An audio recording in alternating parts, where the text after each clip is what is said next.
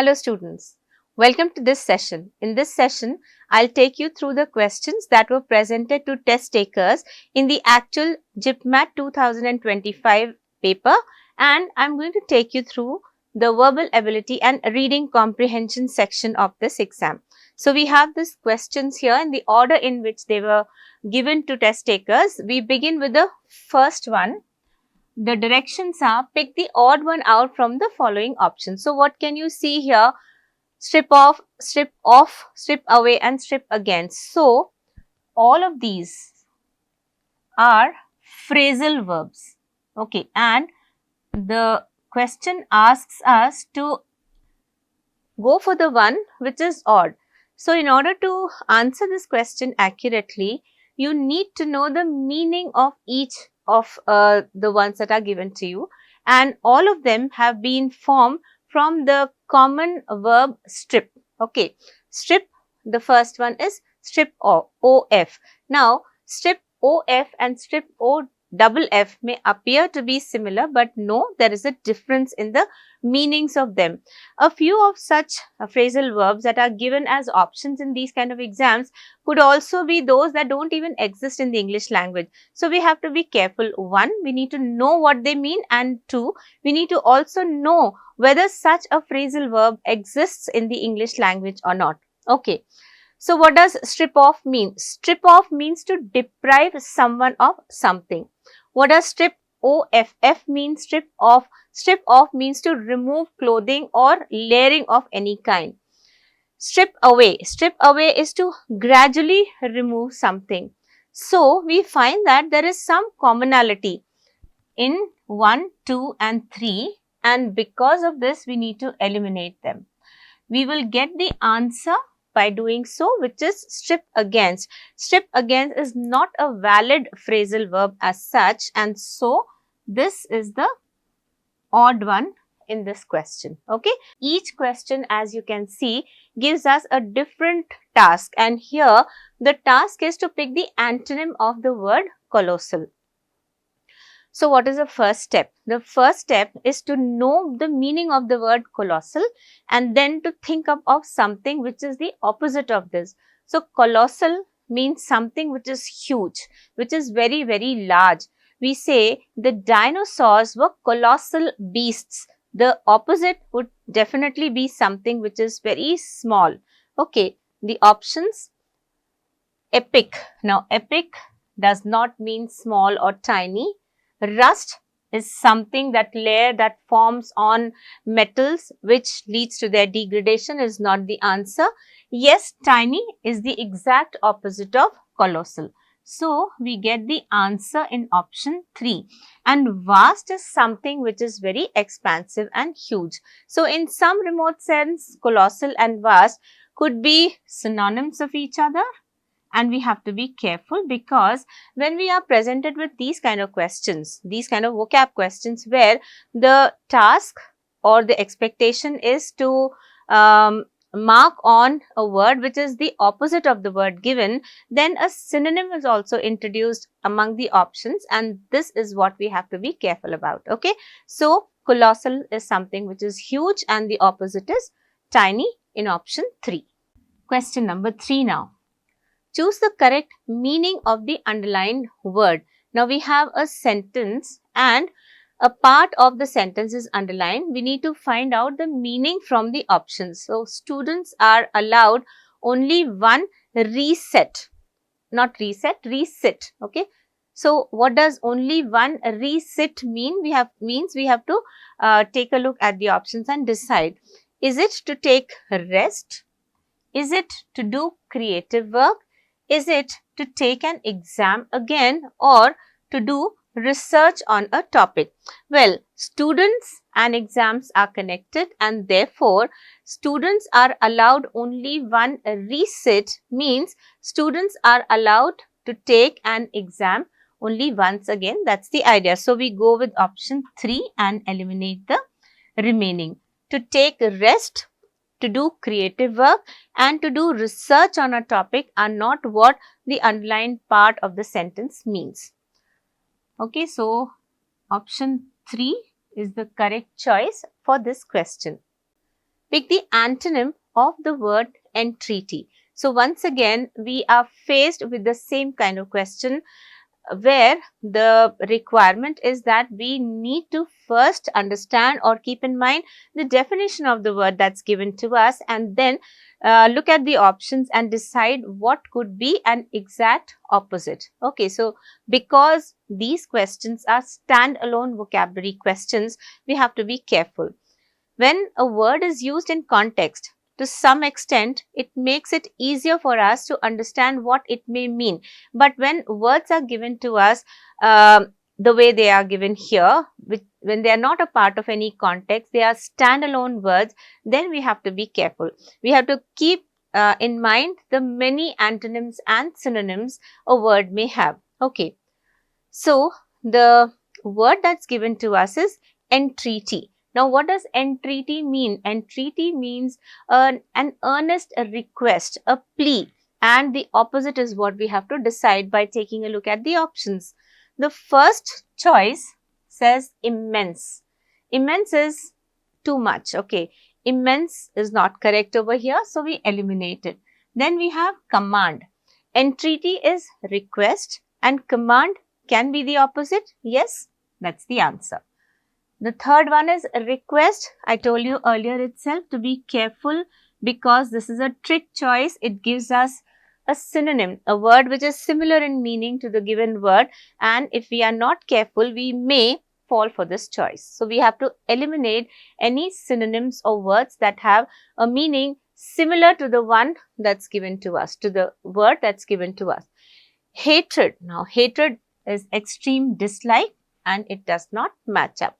We've already arrived at the answer in the form of a command given in the second choice.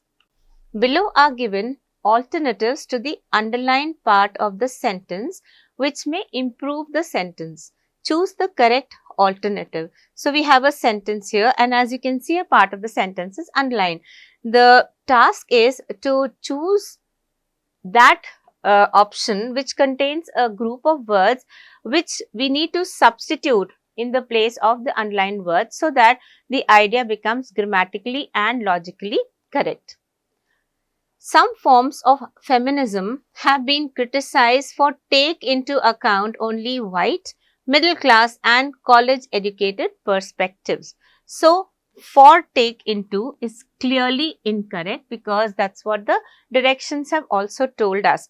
Now, for take into has a grammatical error. So, we have to now look for its correction. Can we say to take in account, for taking into account, to take into account or by take into?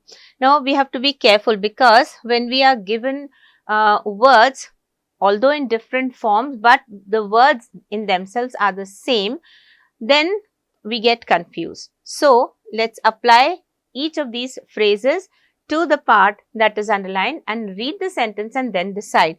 Would it be appropriate to say, some forms of feminism have been criticized to take in account? Now, this is not grammatically correct. So, let's eliminate it. Some forms of feminism have been criticized for taking into account. That seems logically and grammatically correct. So, let's go for this. Some forms of feminism have been criticized to take into account. Now, we cannot use to take into, we have to have for, and this has to be followed by the verb in the ing form, and that has to be followed by the preposition into because this is the standard or the grammatically correct usage. By take into is absurd. Okay, we got the answer and it's given to us in choice 2. Okay, pick the synonym of the word proscribe. So, we have here a question, again a vocabulary question which asks us to go for a word which is similar in meaning to the given word. The word given to us is proscribe.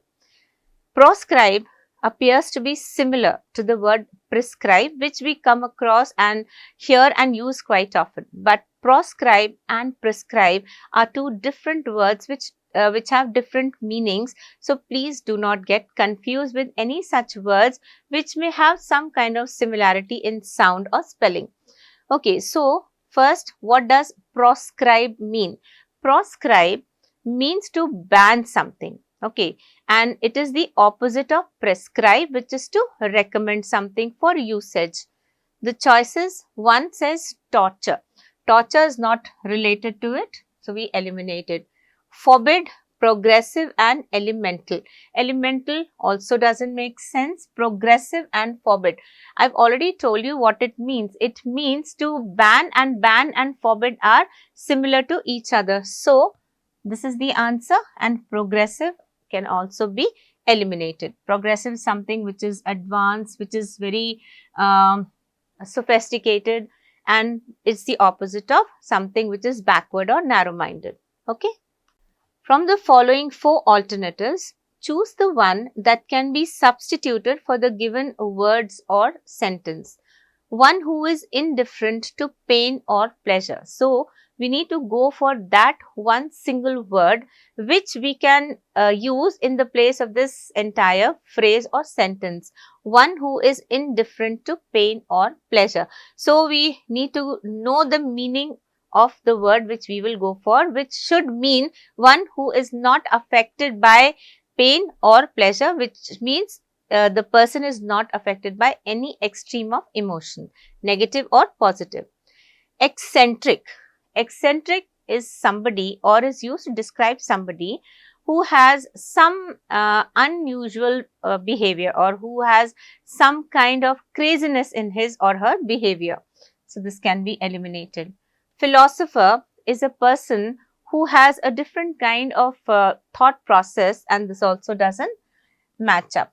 Fatalist is a person who assumes or who takes for granted that everything in life happens as it is destined to be. Okay, it's drawn from the word fate, which means destiny, and a person who believes that things happen or events happen in life because they are predestined is called a fatalist. This is also not somebody who is indifferent to pain or pleasure.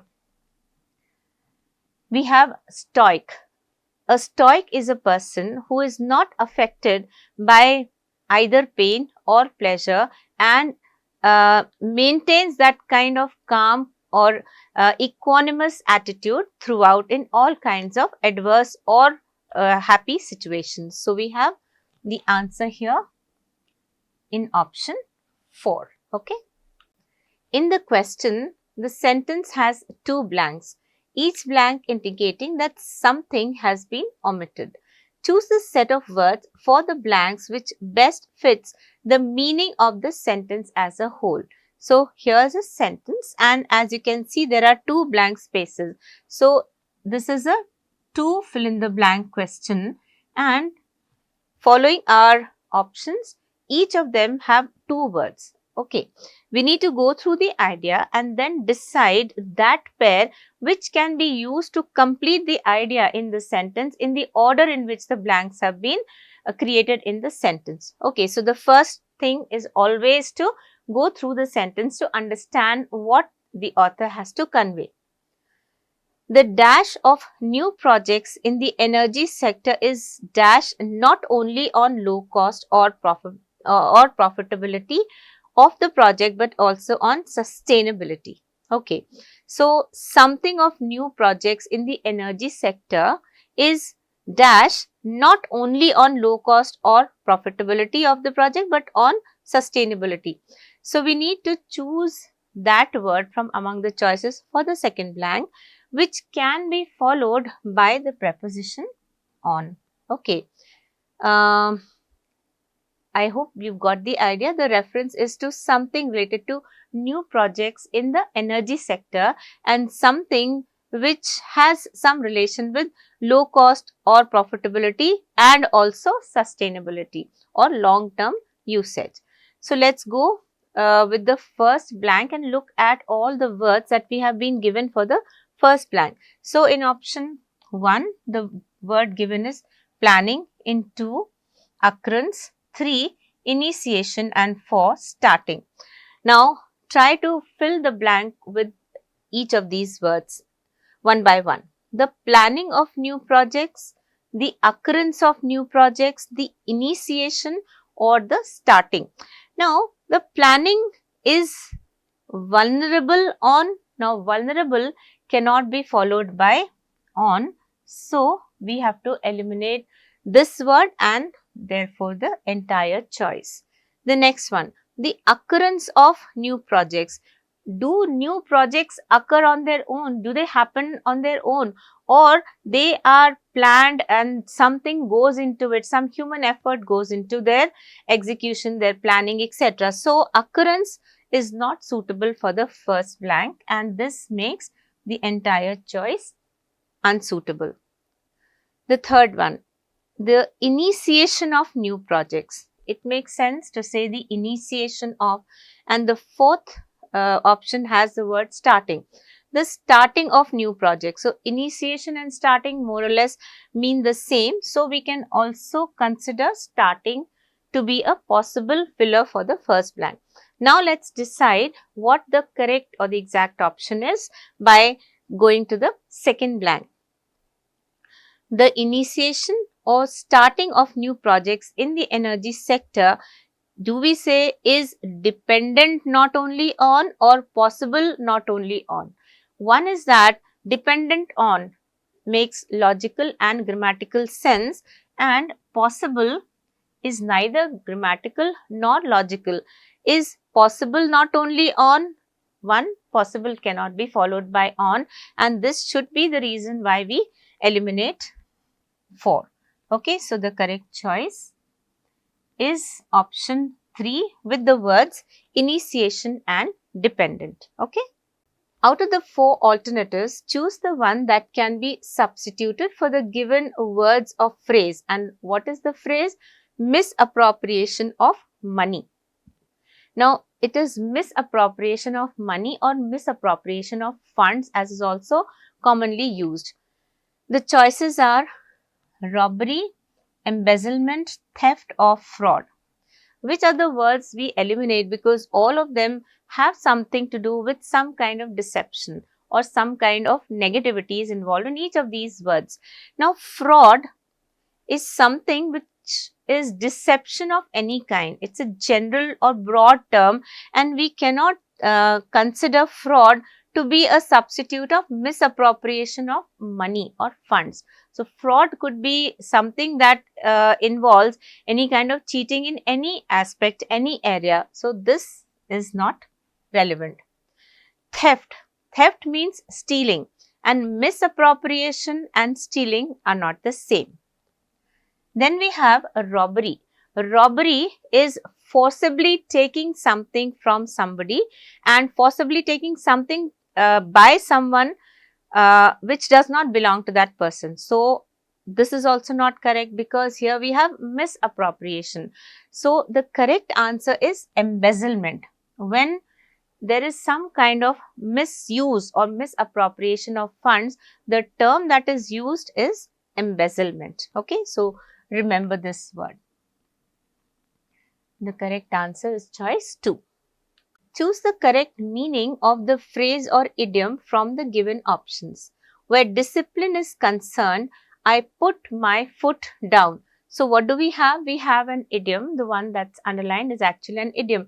To put one's foot down, and it has been used in context and certain changes have been introduced to it. So, where discipline is concerned, the author says, I put my foot down. So, what does this idiom mean? To put one's foot down. Is it to take a firm stand, to take a light stand, to take a heavy stand, or take a shaky stand? Now, idioms have fixed meanings, and we need to know what an idiom means, and this at times or most times becomes clear, especially when the idiom is used in context. So, the author says where discipline is concerned. So, in matters of discipline, the author of this sentence puts his or her foot down. So, doesn't it mean to take a firm stand? Yes, it does. To take a light stand, heavy stand, shaky stand, none of these is relevant. Okay. So, in 1, we get the correct meaning of the underlined idiom. Here's the next one, 11. In the following question, a sentence has been given in passive voice. Out of the 4 given alternatives, select the one which best expresses the same sentence in active voice. Okay. So, what is active voice? Active voice is one in which the doer of the action is active, which means that the subject comes first and the action or the verb comes later. In passive voice, the reverse is the case. So, let's take a look at the sentence. A good deal of money will be made by the investment. So, there are a few things that we have to bear in mind when we go about this kind of conversion. Now, the tense is very important. A good deal of money will be made by the investment. We have to keep in mind that we do not change the tense. Here, the tense is future tense. Okay, and then the position of the subject and the object gets reversed. So, we have to bring them back to their proper form in the sense that the subject will come first, followed by the verb, and then will come the object. So, only in active voice is this the case, and in passive voice, the object becomes more important and the subject is considered unimportant or unnecessary. Okay. So, a good deal of money will be made by the investment. So, what is the subject in the active voice? It is the investment. And what is the tense of the sentence? It is future tense. Will be made. We have to change it to will make, because will be made is passive voice. In passive voice, we always use the third verb. Okay, the third verb. In or across all the tenses, the verb that we use is the past participle verb. So, will be made here, made is in the third form, and we have to change it to the form which is suitable in this tense. So, will has to be followed by the verb in the present tense, which is make, and will make should be the verb. Okay, now let's take a look at the choices. The first one, the investment has made a good deal of money. What's wrong here? It is the tense, has made. The verb phrase has made is denoting what tense? Present perfect tense, and so this is incorrect. 2. The investment will be making a good deal of money. Now, you have to be careful and not look only at the tense but also the form of the verb. So, this is certainly in future tense, but it is future continuous and we cannot go with this also. 3. The investment has been making a good deal of money. Even this is incorrect because has been making is present perfect continuous, and what are we looking at or looking for? We are looking for a verb phrase which denotes future tense, simple future tense. It's there in the fourth statement.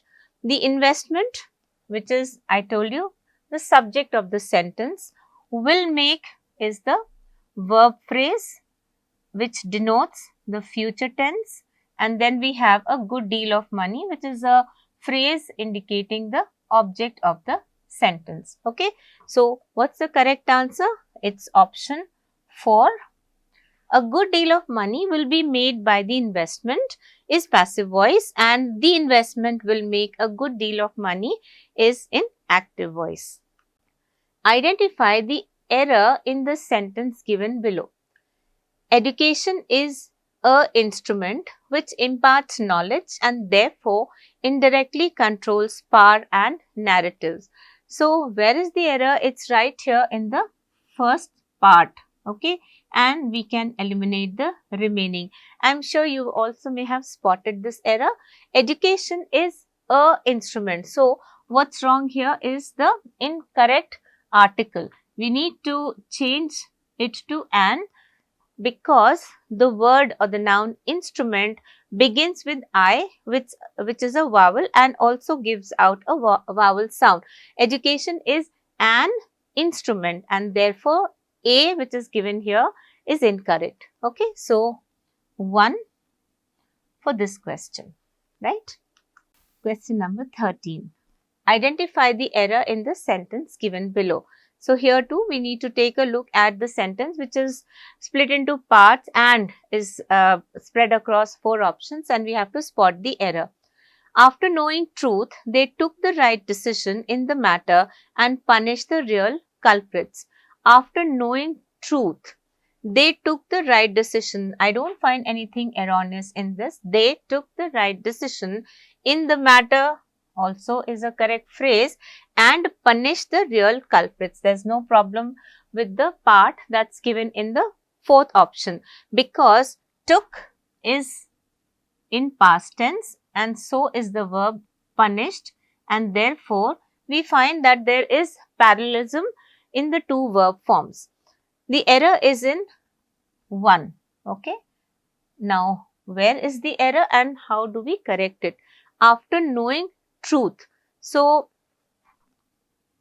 after knowing the truth, because the noun truth needs to be preceded by the definite article the, and this is missing from its place, and therefore we have an error in this part. Okay.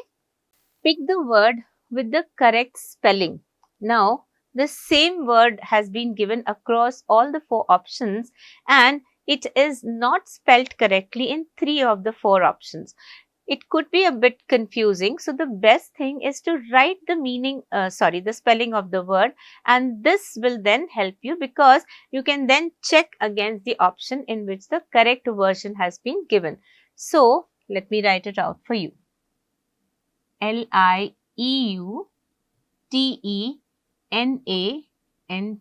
That's how this word is spelled, and it's not spelled correctly in 1.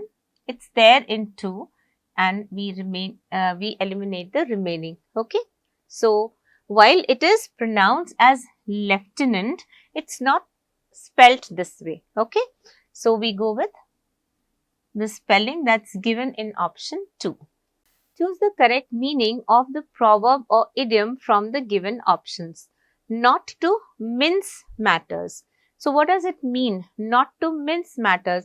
Now, here this idiom has not been given in any sentence, or it has not been used in any sentence. So, we have to be very, very careful. Only when we know what it means should we go for this choice. Else, in an exam, it is advisable to just leave this question or skip it and move on to the next one, lest you make a mistake and then lose marks in the process. So, not to mince matters. What does it mean?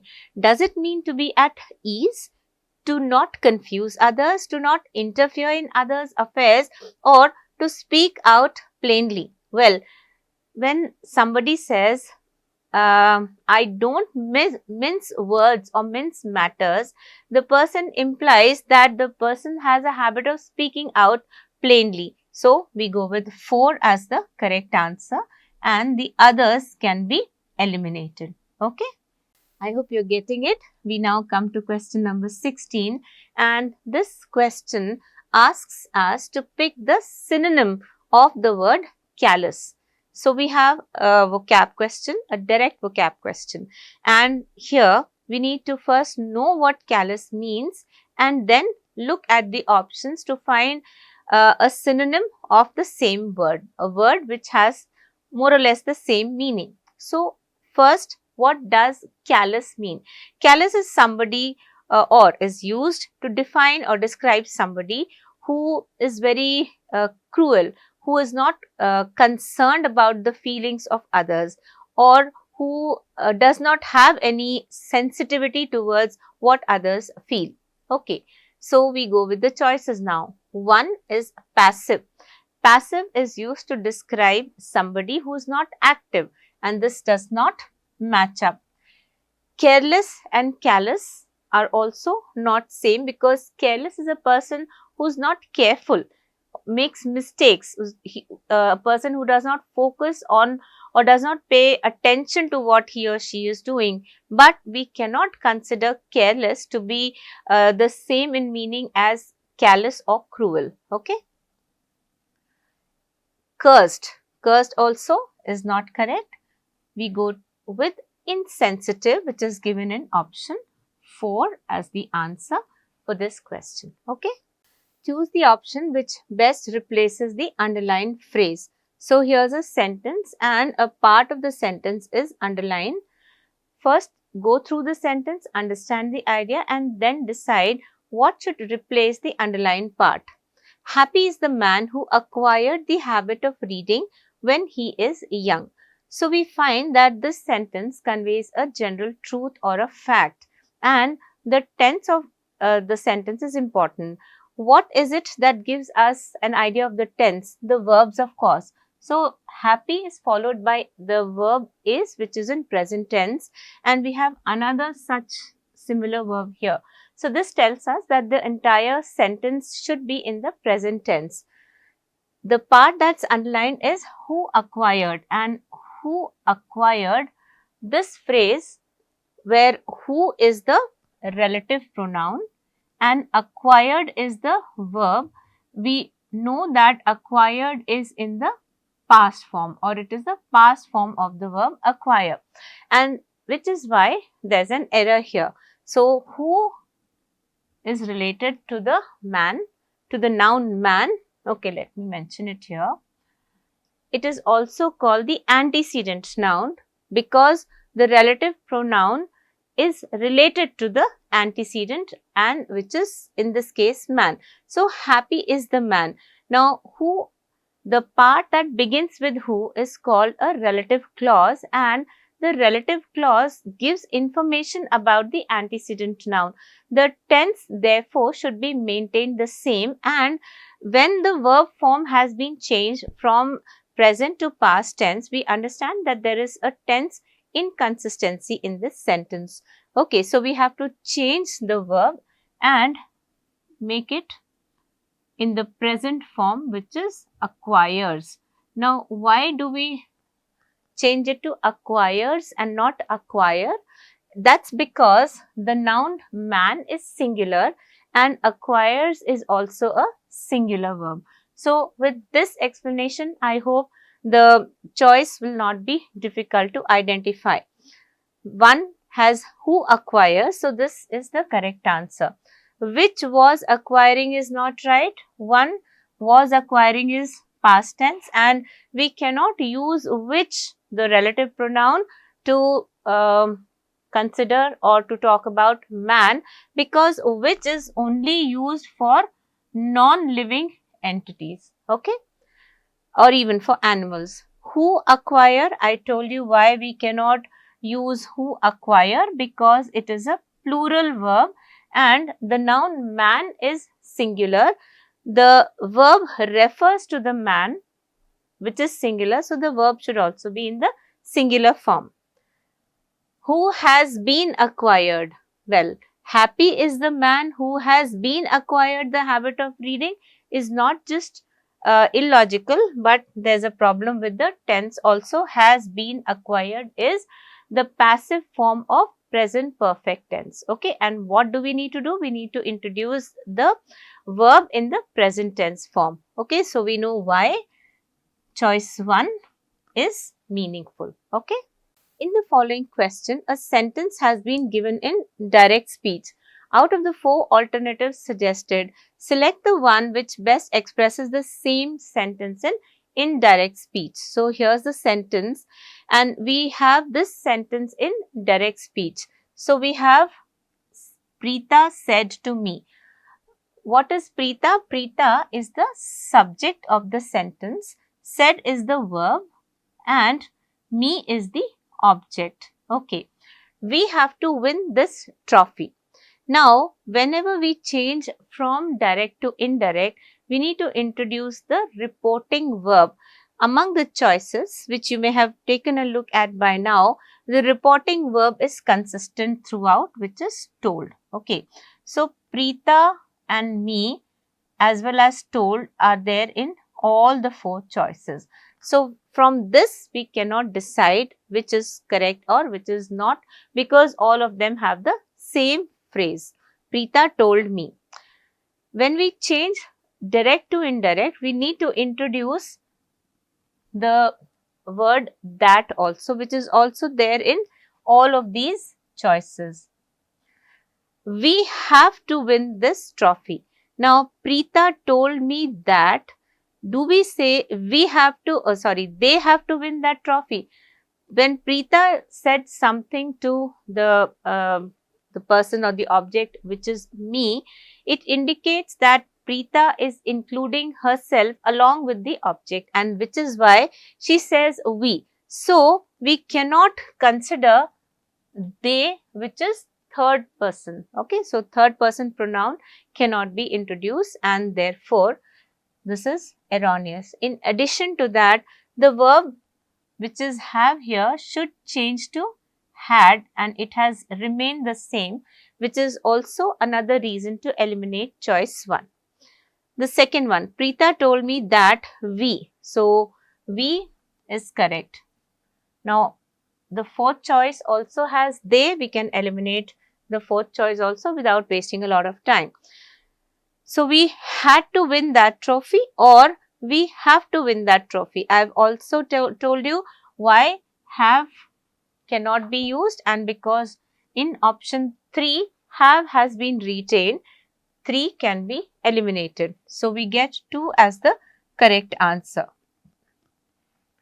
Preeta told me that we had to win that trophy. So, this changes to that in indirect speech, and all these errors have been eliminated, or they are not present in the second option, which is why this is the correct answer for this question. Okay.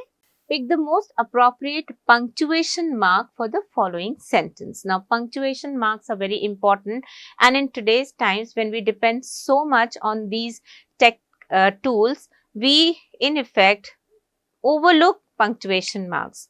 We assume that people understand, but we have to be very careful with using punctuation marks. So, let's take a look at what needs to be used in this sentence. What a good man he is. The blank space indicates the punctuation mark that we need to bring in after this sentence. What a good man he is. Now, does it mandate a full stop, a question mark, an exclamation mark, or a colon?